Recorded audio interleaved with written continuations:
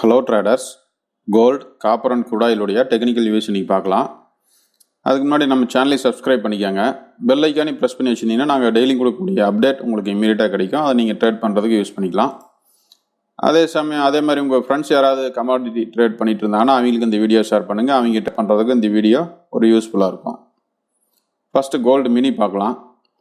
Gold mini நம்ம நேற்று என்ன எதிர்பார்த்துருந்தோம் அப்படின்னா, நேற்று full and full sell side மட்டும்தான் இருந்தோம். அதாவது நம்ம எதிர்பார்த்தது இந்த 37720 கீழே, இந்த லோவுக்கு கீழே செல் என்ட்ரி எதிர்பார்த்துருந்தோம். அதாவது இந்த இடத்துல கரெக்டாக அந்த சப்போர்ட் ஏரியாலே ஒரு இன்சைடு பார் இருந்துச்சு. இந்த இன்சைடு பாரை பிரேக் பண்ணும்போது நம்ம என்ட்ரிக்குள்ளே போயிடலாம் அப்படின்னு எதிர்பார்த்துருந்தோம். பட் அது செல் என்ட்ரியே கொடுக்கல. ஃபுல் அண்ட் ஃபுல் நேற்று பார்த்தீங்கன்னா அப் சைடு மூவ் மட்டும்தான் காமிச்சிருக்கு. செல் சைடு மூவே கொடுக்கவே இல்லை. ஸோ இன்றைக்கி என்ன எதிர்பார்க்கலாம் அப்படின்னா, இன்றைக்கும் செல் மட்டும்தான் இருக்குது. கோல்டு மினி பொறுத்த வரைக்கும் பை ஆப்பர்ச்சுனிட்டிங்கிறது இந்த 38,400க்கு மேலே தான் பையிங் ஆப்பர்ச்சுனிட்டியாக இருக்குது. அது வரைக்கும் பை கிடையாது. இந்த லெவலுக்கு மேலே போகும்போது தான் பையிங் ஆப்பர்ச்சுனிட்டி இருக்குது. இந்த 38,400 பிரேக் பண்ணாலுமே ஸ்ட்ராங்கான ஒரு க்ளோஸ் நடக்கணும். க்ளோஸ் நடந்தால் தான் நமக்கு பையிங் ஆப்பர்ச்சுனிட்டி பற்றி யோசிக்கணும். அந்த ஸ்ட்ராங்கான கேண்டில் க்ளோஸ் நடந்துச்சுன்னா அதை நம்ம ஒரு என்ட்ரி பாயிண்ட்டாக வச்சு கூட பை என்ட்ரிக்குள்ளே போகலாம். பட் இப்போ வரைக்கும் செல்லுக்காக உண்டான ஆப்பர்ச்சுனிட்டி மட்டும்தான் கோல்டில் இருக்குது. ஸோ இந்த இடத்துலேயே ஒரு ரெசிஸ்டன்ஸ் ஃபார்ம் பண்ணாலுமே நம்ம தாராளமாக செல் என்ட்ரிக்குள்ளே போய்க்கலாம். நமக்கு வைக்கக்கூடிய ஸ்டாப் லாஸும் கம்மியாக இருக்கும். ஏன்னா அந்த 38,400க்கு மேலேயே நம்ம ஸ்டாப் லாஸ் ஃபிக்ஸ் பண்ணிக்கலாம். இங்கே ரெசிஸ்டன்ஸ் ஃபார்ம் பண்ணாலும் தாராளமாக நம்ம செல் என்ட்ரிக்குள்ளே போய்க்கலாம். அது இந்த லோ பிரேக் பண்ணிச்சுன்னா நல்லாவே ட்ராவல் ஆக ஆரம்பிக்கும். இந்த 37,720 பிரேக் பண்ணிச்சுன்னா நல்லா செல் சைடு மூவ் நல்லாவே ஒரு பெரிய டார்கெட் கொடுக்கறதுக்கே சான்சஸ் இருக்குதுங்கிறதுனால இந்த இடத்துல ஒரு ரெசிஸ்டன்ஸ் ஸ்ட்ராங்கான பீரிஸ் ஃபார்மேஷன் கிடச்சுன்னா இதையே கூட ஒரு என்ட்ரி பாயிண்ட்டை யூஸ் பண்ணி நம்ம என்ட்ரிக்குள்ளே போகலாம். நம்ம ஸ்டாப் லாஸுங்கிறது இந்த 38,400க்கு மேலேயே நம்ம ஸ்டாப் லாஸை ஃபிக்ஸ் பண்ணிவிட்டு செல் சைடு மூவ் ஆகலாம். பட் பை சைடுங்கிறது பார்த்திங்கன்னா இந்த 38,400க்கு மேலே போகும்போது தான் பையிங் ஆப்பர்ச்சுனிட்டி இருக்குது. அதுவுமே நல்ல ஒரு ஸ்ட்ராங்கான க்ளோஸ் நடந்ததுன்னா நம்ம பை என்ட்ரிக்குள்ளே போகலாம். இருந்தாலும் இன்றைக்கி நம்ம பையை அவாய்ட் பண்ணுறது பெட்ரு. ஏன்னா பைங்கிறது ஒரு ஸ்ட்ராங்கான ஒரு மூவ் கிடையாது. பை சைடு பார்த்திங்கன்னா ஒரு ப்ராப்பரான ஒரு என்ட்ரி கிடைக்கிறதுக்கு வாய்ப்பு கம்மி தான். ஸோ நமக்கு செல் என்ட்ரி கிடைச்சா தாராளமாக செல்லுக்குள்ளே போய்க்கலாம். பை என்ட்ரி பொறுத்த வரைக்கும் ரொம்ப கேர்ஃபுல்லாக தான், ஸ்டாப் லாஸ் ரொம்ப மினிமமாக தான் வச்சுட்டு தான் பை என்ட்ரிக்குள்ளே போகணும். ஸோ இது ஒரு கரெக்டான ஒரு இடத்துல இருக்குது. பையிங்கா அல்லது செல்லிங்கான்னு முடிவு பண்ணக்கூடிய இடத்துல ப்ரைஸ் நின்றுருக்குது. இந்த 38,400க்கு மேலே போனாலும் கொஞ்சம் வெயிட் பண்ணி அப்புறம் பைக்குள்ளே போய்க்கலாம். பட் செல்லை பொறுத்த வரைக்கும் தாராளமாக எந்த இடத்துல ஒரு ரெசிஸ்டன்ஸ் ஃபார்ம் பண்ணாலுமே இங்கே நல்ல ஒரு பீரிஷ் கேண்டில் ஃபார்மேஷன் கிடச்சுன்னா இந்த லோவுக்கு கீழே, அதாவது 38,085 கீழேயே கூட நம்ம செல் என்ட்ரி போகலாம். மொத்தத்தில் நமக்கு இந்த இடத்துல ஒரு ஸ்ட்ராங்கான பீரிஷ் ஃபார்மேஷன் கிடச்சிதுன்னா இதையே கூட நம்ம செல் என்ட்ரியை யூஸ் பண்ணிவிட்டு நம்ம செல் சைடு மூவ் ஆகலாம். பையை பொறுத்த வரைக்கும் கொஞ்சம் கேர்ஃபுல்லாக போகணும்.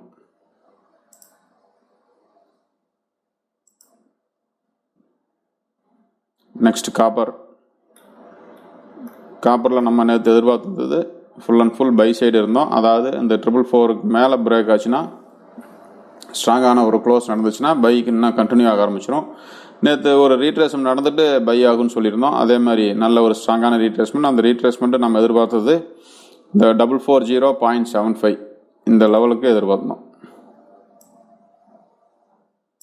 இந்த லெவல் வரைக்கும் ரீட்ரேஸ்மெண்ட் நடக்கும். அது இந்த ட்ரெண்ட் லைனையும் டச் பண்ணுறதுக்கு வாய்ப்பு இருக்குது அப்படின்னு சொல்லியிருந்தோம். கரெக்டாக அந்த ட்ரெண்ட் லைனை டச் பண்ணி இந்த டச் பண்ண கேண்டலோட க்ளோஸ் பார்த்திங்கன்னா 440.85 நம்ம எதிர்பார்த்தா அந்த 44075க்கு மேலே தான் க்ளோஸே நடந்திருக்குது. அதுக்கு கீழே பெருசாக ப்ரைஸ் வர முடியாமல் அங்கேருந்து ஸ்டார்ட் ஆனது ப்ரைஸ் நல்லாவே ஒரு அப் மூவ் கொடுத்துருக்கு. நம்ம எதிர்பார்த்தது அதே தான். இந்த ட்ரெண்ட் லைன் வரைக்கும் ஒரு நேற்று ரீட்ரேஸ்மெண்ட் நடந்துட்டு மேலே போகிறதுக்கு சான்சஸ் இருக்குன்னு எதிர்பார்த்தோம். அதே மாதிரி ரீட்ரேஸ்மெண்ட்டும் கரெக்டாக முடிச்சு அந்த ட்ரெண்ட் லைனையும் டச் பண்ணி நம்ம எதிர்பார்த்தோம் அந்த 440.75க்கு மேலே தான் அந்த கேண்டில் க்ளோஸ் பண்ணி மூவ் ஆக ஆரம்பிச்சிருக்கு. நல்ல ஒரு டார்கெட் கொடுத்துருக்குது. ஃபஸ்ட்டு நம்ம 444 தான் டார்கெட்டாக யூஸ் பண்ணிக்கலாம்னு எதிர்பார்த்தோம். அதே மாதிரி 444 டச் பண்ணி இப்போ ப்ரைஸ் நின்றுருக்கு. இப்போ அந்த 444 ஸ்ட்ராங்காக க்ளோஸ் ஆகிடுச்சுன்னா நல்லாவே ஒரு அப்சைடு மூவ் இருக்கும். அது கிட்டத்தட்ட 458 வரைக்கும் கூட போகிறதுக்கு சான்சஸ் இருக்குதுன்னு நேற்று எதிர்பார்த்துருந்தோம். நேற்று என்ன இருக்குன்னா கிட்டத்தட்ட ஆல்மோஸ்ட் பார்த்திங்கன்னா அந்த 444க்கு மேலே கேண்டில் க்ளோஸ் ஆகிறதுக்கு ரொம்ப ட்ரை பண்ணியிருக்கு. கடைசியாக க்ளோசிங் டைமில் தான் ஒரு கேண்டில் கொண்டு போய் க்ளோஸ் பண்ணி நிறுத்திருக்காங்க. இப்போவும் இன்றைக்கும் அதே தான், நேற்று சொன்னதே தான். இன்றைக்கும் ஒரு ரீட்ரேஸ்மெண்ட் நடக்கிறதுக்கு சான்சஸ் இருக்குது. அந்த ரீட்ரேஸ்மெண்ட் பார்த்தீங்கன்னா ஆல்மோஸ்ட் இந்த 443 வரைக்கும் வர்றதுக்கு சான்சஸ் இருக்குது.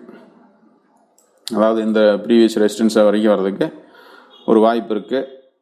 வந்துட்டு நம்ம இங்கேருந்து கூட பை என்ட்ரிக்குள்ளே போய்க்கலாம். ஏன்னா இப்போ இருக்கிற இன்றைக்கி என்ட்ரி எடுக்கிற மாதிரி இருந்தால் இந்த மாதிரி யூஸ் பண்ணிக்கலாம். அல்லது மறுபடியும் வந்து இந்த ட்ரெண்ட் லைனை டச் பண்ணாலுமே நம்ம இங்கேருந்து கூட பை என்ட்ரிக்குள்ளே போகிறதுக்கு நல்ல ஒரு வாய்ப்பு கொடுக்கும். நமக்கு ஒரு ஸ்டாப் லாஸ் ஃபிக்ஸ் பண்ணுறதுக்கு ரொம்ப ஈஸியாக இருக்கும். கிட்டத்தட்ட ஆல்மோஸ்ட் பார்த்திங்கன்னா இந்த ப்ரைஸ் நல்லா ட்ராவல் ஆகி வரும்போது இந்த ட்ரெண்ட் லைனையும் மீட் ஆக ஆரம்பிச்சிடும், இந்த ரெசிஸ்டன்ஸ் ஏரியாவையும் டச் பண்ண ஆரம்பிச்சிடும். ரெண்டுமே பார்த்திங்கன்னா இந்த இடத்துல ஒரு ரெண்டு நல்ல முக்கியமான பாயிண்ட்ஸ் மீட் ஆகக்கூடிய இடமா இருக்கிறதுனால நம்ம இந்த இடத்த வந்து நல்ல ஒரு கேண்டில் ஃபார்மேஷன் கிடைச்சதுன்னா அதே என்ட்ரி பாயிண்ட்டாக யூஸ் பண்ணிக்கலாம். ஸ்டாப் லாஸ் இந்த ட்ரெண்ட் லைனை கீழே வச்சுக்கலாம். இது 1 hour டைம் ஃப்ரேம். அப்படி பார்க்கும்பொழுது இந்த ட்ரெண்ட் லைனை கீழே வைக்கும்பொழுது பார்த்தீங்கன்னா ஆல்மோஸ்ட் இந்த 441.70 இருக்கும். அந்த ரேஞ்சில் நம்ம ஸ்டாப் லாஸ் ஃபிக்ஸ் பண்ணலாம்.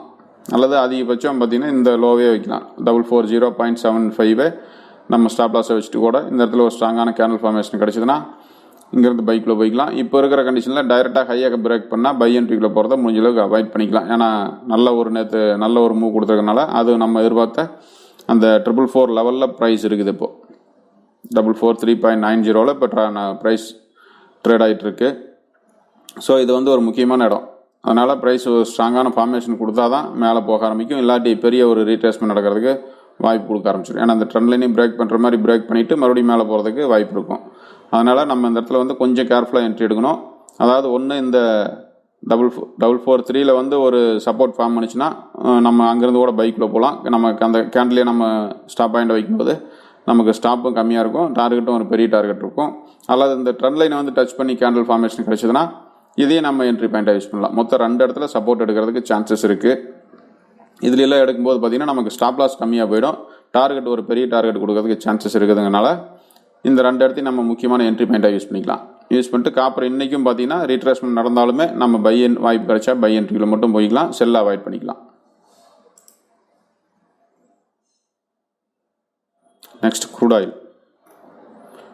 க்ரூட் ஆயில் நேற்று நம்ம என்ன எதிர்பார்த்தோம் அப்படின்னா இந்த 3800 வரைக்குமே ஒரு ரீட்ரேஸ்மெண்ட் நடக்கிறதுக்கு சான்சஸ் இருக்குது அப்படின்னு அதை மார்க் பண்ணி வச்சுருந்தோம். கிட்டத்தட்ட ப்ரைஸ் பார்த்திங்கன்னா ஆல்மோஸ்ட் 38,000 தான் நம்ம ப்ரைஸ் டச் பண்ணியிருக்கு.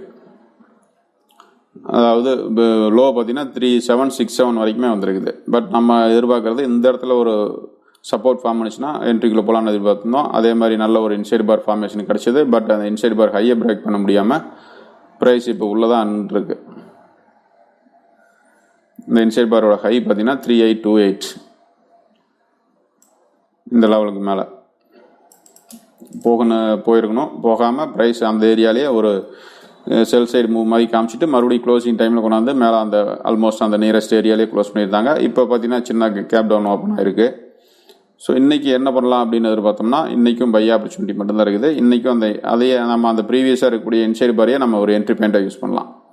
அதாவது இந்த 3828க்கு மேலே நம்ம பை என்ட்ரி எடுக்கும்பொழுது நல்ல ஒரு டார்கெட் கொடுக்கறதுக்கு சான்சஸ் இருக்குது. ஸ்டில் இப்போ வரைக்குமே க்ரூடு வந்து பை ஆப்பர்ச்சுனிட்டிக்கு தான் அதிக சான்சஸ் இருக்குது. ஸோ நம்ம வந்து செல் இங்கே முடிஞ்ச அளவுக்கு அவாய்ட் பண்ணிக்கிறது பெட்டர். செல்லை பொறுத்த வரைக்கும் நம்ம இன்னும் இந்த 3800 க்ளோஸ் பண்ணி ஸ்ட்ராங்காக மூவ் ஆகணும். மூவ் ஆனாலும் பார்த்திங்கன்னா இந்த இடத்துல 3767 ஒரு சப்போர்ட் ஏரியாவாக நின்றுட்டுருக்கு. ஸோ இதையும் க்ளோஸ் பண்ணி கீழே ட்ராவல் ஆகணும்.